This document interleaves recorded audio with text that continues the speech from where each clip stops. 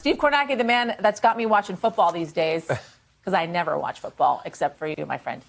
Good to see you. That is a lot of votes, Steve. That is a lot cast already. But what are the key areas that we should be looking out for at this point? Yeah, Yasmin, great to be here. Well, yeah, in a week from today, we'll be at the map watching live results come in. What are we going to be looking for in these two? Remember, two, because Democrats need to win both of them to get into that 50-50 tie in the Senate that Kamala Harris would break. What are we going to be looking at in Georgia? So I think one way to look at this is Republicans are coming into this runoff with a bit of a built-in advantage. And that might sound funny because, hey, Joe Biden just won Georgia. Joe Biden won Georgia in the presidential race. Certainly the Democrats could win these Senate races. That's true. But keep in mind one thing about last November. Here's the presidential race.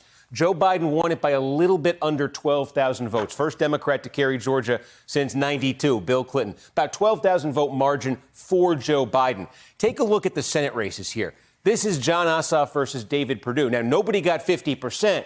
That's why we're in the runoff. But David Perdue did get more votes than Jon Ossoff. He got 88,000 more votes than Jon Ossoff. So Biden, 12,000 more than Trump. But the Republican here, Perdue, getting 88,000 more than the Democrat Jon Ossoff. So that's a difference there of about 100,000 votes. So the Republicans didn't win it outright, but got more votes in this race in the November election. And also, if you take a look at the other Senate race, this one's a little bit more confusing. Remember, the other seat, it was that wide open primary, the top two candidates advanced. So there were like 20 candidates in this race. But if you added up all the Democrats, added up all the Republican votes, again, the Republicans got more votes in this race for this seat than the Democrats did. So that's the built-in advantage that I say that the Republicans have coming into this. Now, where is that advantage coming from? We're going to talk a lot about this between now and next Tuesday, and I think next Tuesday night.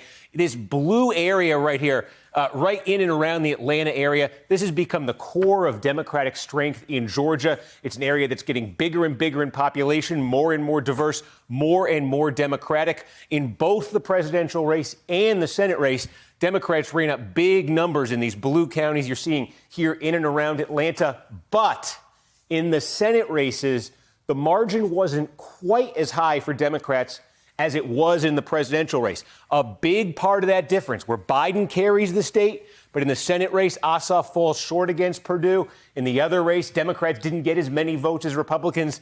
A big part of that difference is in these counties, in this metro Atlanta area, particularly Cobb County, DeKalb County, Gwinnett County. You see the bulk of that difference is coming from those places. So it looks like there were some ticket splitters back in November. In the grand scheme of things, not a huge number, but there were folks who went out there and said, I'm going to vote against Trump in the presidential race, but I'm also going to vote against Democrats in the Senate race. And for Democrats to win next week, they probably need to get those voters flipped and voting for them in the Senate races as well. So this is an area we will spend a lot of time, I think, talking about, Yasmin, next Tuesday night.